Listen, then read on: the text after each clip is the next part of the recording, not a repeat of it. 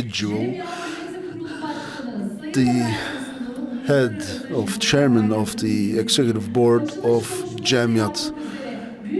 Ömer, please join me to deliver the opening address. Ömer Tosun. Mr. Tosun, the floor is yours.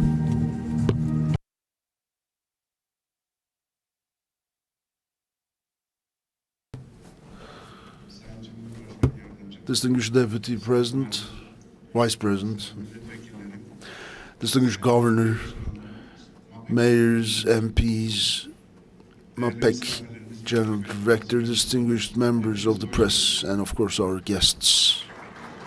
I would like to welcome you all to today's event.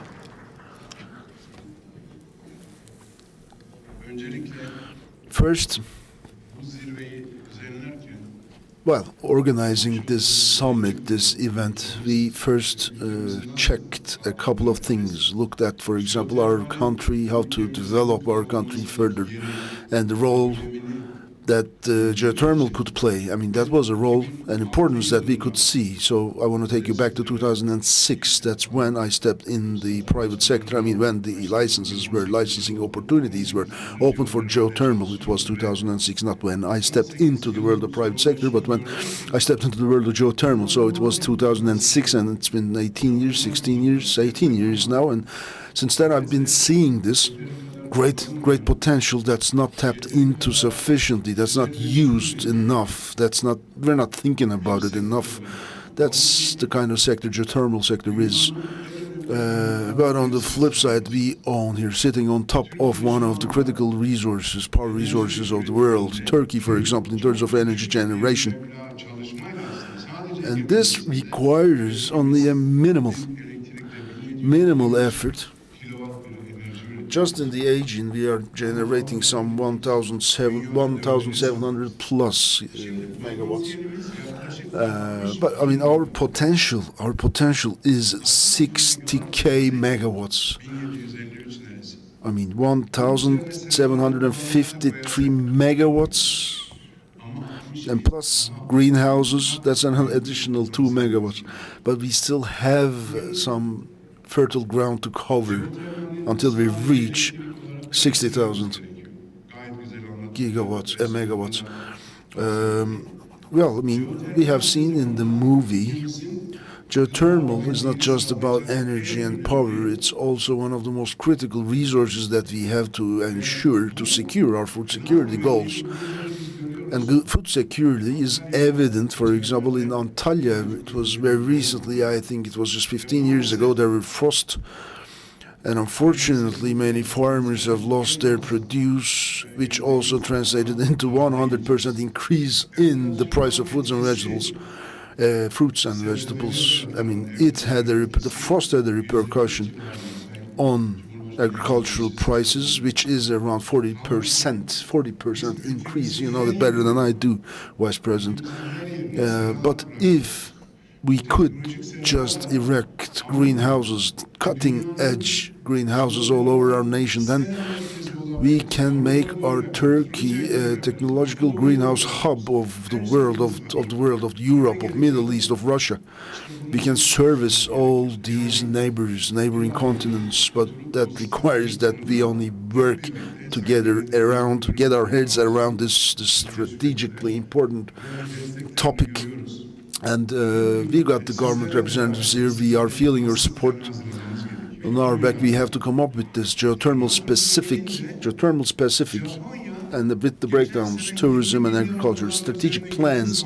Japan's input with plus $20 billion just because geothermal power, with their geothermal facilities, with the geothermal investors. And we have the head of the association here, Oya, she's here today. We've been discussing this for a while, and we can cascade this all over the nation, which would translate into national growth, national development. It would be like a springboard, but still it requires us to get together, get our heads around this topic, and work out with the NGOs, with these associations, and with the bureaucrats, with general directors, and Ministry of Energy, other line ministries, we all have to get together around these topics and generate these strategic plans.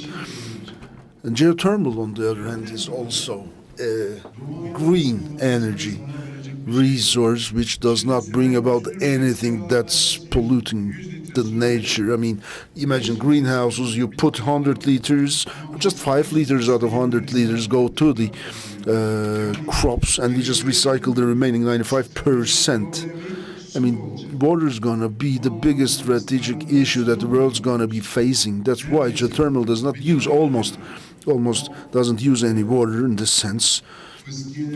I mean, all the sprinklers, for example, let's say the wild irrigation schemes, 80%, 90% vaporizes. That's not, I mean, that's what we call conventional irrigation or agricultural schemes. We're steering away from that.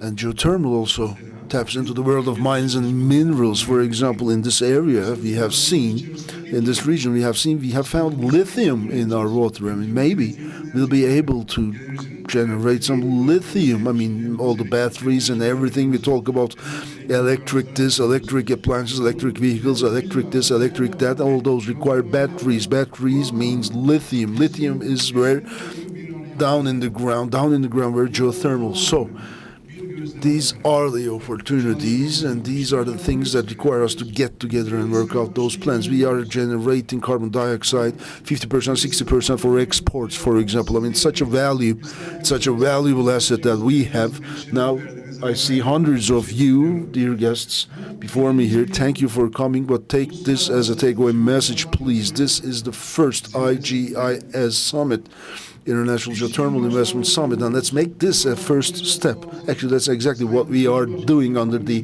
auspices of the Vice President of the Republic of Turkey, and we have taken a big step. It's not a first step, it's become a leap with your presence, sir. And today's panels, I mean, we only have a couple of panels now, but next year we will have a second day of events. The first day will be opening, and second day will be hosting investors, financiers, banks, creditors, everybody for the sessions in the second day, where we will table issues pertaining to where we can go further and further on this front, on the front of geothermal. Let me tell you one. If you allow me to tell this, there's a little story. I mean, there was this ant. Someone asked the ant, "Where are you going?" "I'm going to the pilgrimage to Mecca." "Well, how are you going to go there? I mean, you're a tiny creature." Anyway, I just try the endeavor, just to take the adventure. I start walking. If I make it to Mecca, I'll make it to